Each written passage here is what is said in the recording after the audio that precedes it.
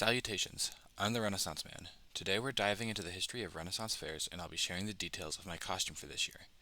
My costume was a rough take on a mid-Viking age tunic based on some designs I found online. Emphasis on the rough, it was my first time ever sewing. For those of you who are new, welcome. I post about every 2 weeks covering topics that fascinate me, and I've been trying to involve more practical experience going forward. A good example of this is my video on Viking sunstones, which I'd recommend if you're interested in Viking navigation or interested in seeing what I want this channel to be more about. Along with these videos, I also post a couple of shorts each week. Right now, I'm sharing my progress on learning the concertina. You'll find most of my content tied to sci-fi, fantasy, or coding. If that sounds like your kind of thing, hit subscribe and leave a like on this video. Another piece of content I'm looking forward to bringing to you is I'm going to be live streaming some World of Warcraft this Saturday. Now it's time to talk about Renaissance fairs. This year I attended my second Renaissance fair and decided to try and hand make my costume. I had absolutely zero tailoring and sewing experience before attempting this, which will be very apparent once we get to the costume review at the end of this video. You might be wondering, what the heck are Renaissance fairs? Simply put, they're reenactments of medieval and Renaissance festivals, packed with handcrafted goods like jewelry and armor, and of course, plenty of food. Giant turkey legs are among the most popular for these foods. Throughout the day, you'll find all kinds of entertainment, from comedians and magicians to musicians and stuntmen. Most fairs also feature a central storyline with performances like sing-along and jousts that help carry the plot forward. While the vendors and performers can change daily or weekly, the story typically stays the same for an entire season, which can run 1 to 2 weeks to 9 or 10 weeks long, based on the ones I've seen. Many fairs also have themed weekends with slightly specialized events or contests, like Pirate Weekend or Viking Weekend and everything in between, timeline-wise or even fantasy. While Renaissance fairs are at their core historically based, they're often filled with anachronisms and fantastical elements like wizards and magic, and I believe this adds to their charm. Renaissance fairs originated in 1963 in Los Angeles, California. This served as the culmination of a series of events beginning slightly after World War II. Post-World War II, the United States experienced a large surge of interest on medieval and Renaissance history and culture. This was largely in conjunction with the Christmas holiday season, as music revivalists such as John Langstaff began to introduce classic carols to the United States. John Langstaff also introduced Christmas revels, which are typically English plays that take place prior to the 1600s around Christmas time.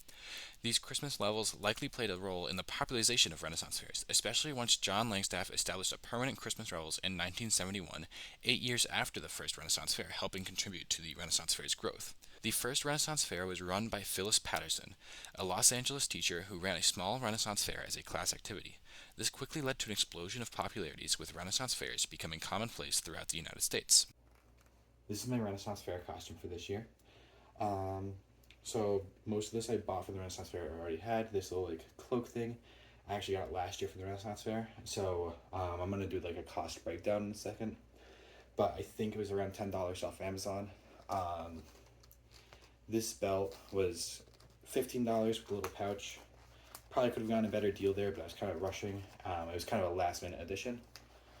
And so in the pouch I have the sunstone, if you watch that video, and I was going to kind of make a necklace out of it with this like suede string, but I could not figure out how to do it. I was going to try to braid it. I couldn't figure out how to braid it, and it was just so last minute that I didn't end up doing it. So next time I go, I'm probably going to try to finish that at some point because it'd be kind of cool. This little necklace I actually got at the Renaissance Fair. So that was pretty cool. It's like a dragon with a little blue stone in it. It's like a plastic stone. It was pretty cool. And then the pants are a bit too big for me. They're extra, extra large. But they're on sale at Target, so I got them for $10 as well. And this tunic is based off a 970 AD tunic they found off the coast of Iceland. I found a design for it online, so I'll put that in the description if you want to check it out.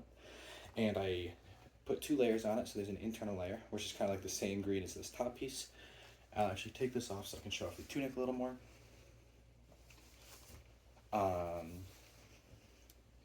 So it took me a while to figure out how to make it. I started out hand sewing it, which didn't turn out too well. And then I figured out how to use the sewing machine after like 5 hours. If you couldn't tell, I'm not the best tailor around here. And these all these seams. I didn't know that you could turn it inside out, and so inside out, and then the seams would be on the inside like normal clothing. So I sandwiched it together and sewed it closed. So now the seams are all on the outside, which probably isn't how it's supposed to be made, and it looks kind of rough, but it held together throughout the whole day, and it was like 84 degrees out.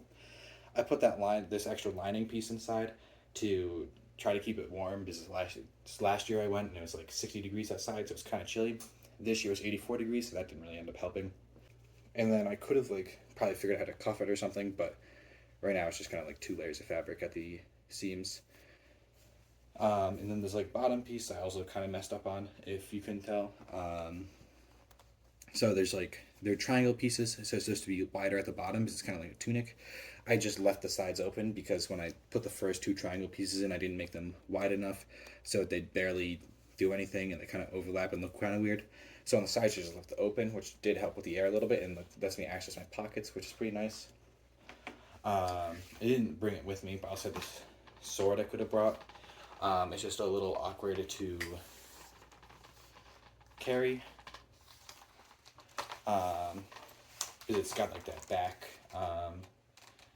harness, and it's just a little awkward to get on and off. So like sitting and stuff would be a little difficult. So to sit any of the shows, it's pretty cool though. Would have had to piece tie it probably.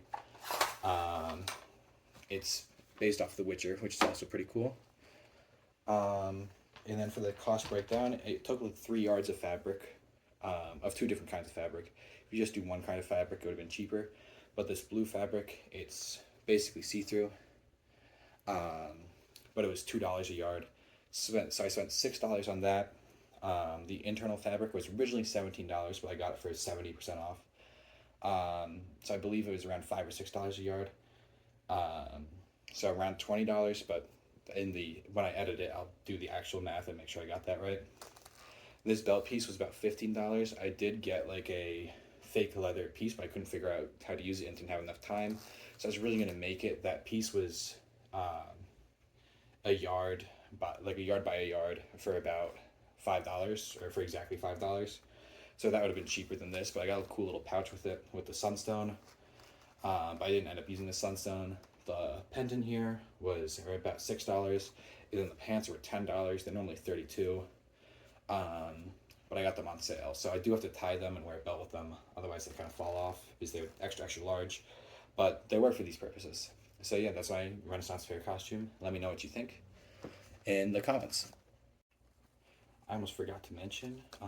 So this collar is kind of loose, and I hand sewed it before. I ended up fully figuring out how I was going to make this, but I was originally going to cut it down to about my sternum, so down about here, and I had this little button piece that I was going to sew in up at the top here, and then I was going to use more of this like suede like string material to kind of make like a button thing up at the top here, which I think would have been kind of cool.